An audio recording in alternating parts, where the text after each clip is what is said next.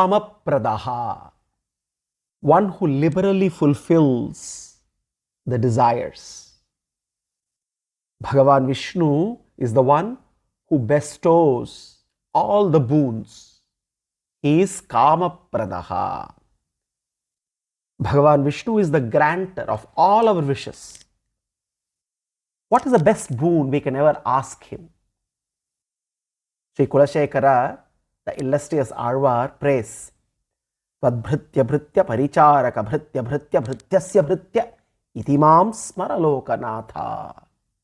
Grant me the boon of becoming a servant of the servant, who serves the servant of the servant, attendant of the servant of Sriman Narayana.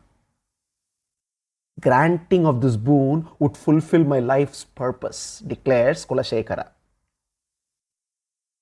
May we be inspired by Sri Kulashekara and pray to Kamapradaha to bestow the boon of serving the Bhagavatas.